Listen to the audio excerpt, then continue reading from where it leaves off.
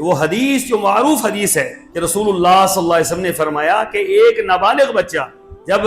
فوت ہو جاتا ہے تو اللہ تبارک و تعالیٰ فرشتوں کو بھیجتے ہیں کہ جائیے جا کر میرے اس بندے کو دیکھیے کہ میں نے اس کا جگر کا ٹکڑا لیا ہے، میں نے اس کی آنکھوں کا نور لیا ہے،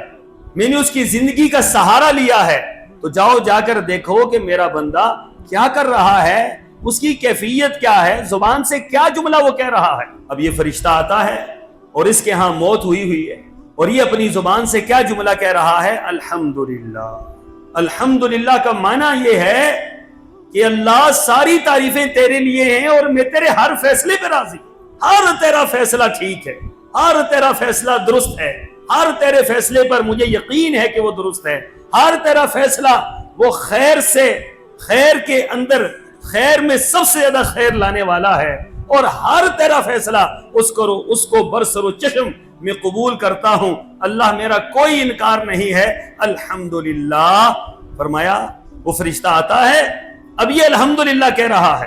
بچہ فوت ہوا ہے، نابالغ بچہ فوت ہوا ہے، اس پر الحمدللہ کہہ رہا ہے، اللہ کی تعریف بیان کر رہا ہے، تو فرمایا فرشتہ لوٹ جاتا ہے، جا کر اللہ تبارک و تعالیٰ سے کہتے ہیں، اللہ تیرا بندہ تو تیری تعریف کر رہا ہے، تیرا بندہ تیری تعریف کر رہا ہے، تو اللہ تبارک و تعالیٰ کیا فرماتے ہیں، جاؤ گواہ رہو تم، فرشتوں کو گواہ اللہ بناتا ہے، اللہ کسی کو گواہ نہ بھی بنائے تو اللہ تعالیٰ سچا ہے، لیکن وہ سچوں کو گواہ بنا کر یہ بات کہہ رہا ہے کہ جاؤ میرے بندے کے لیے تم گواہ رہنا، میں نے ایسا گھر اس کے لیے جنت کے اندر بنایا ہے جس گھر کو وہی حاصل کرے گا جو اللہ کی سب سے زیادہ تعریف کرنے والا، جو اللہ کی سب سے زیادہ تعریف کرنے والا ہے، یہ اس شخص کے لیے ہے، ہر حال میں اللہ کی تعریف۔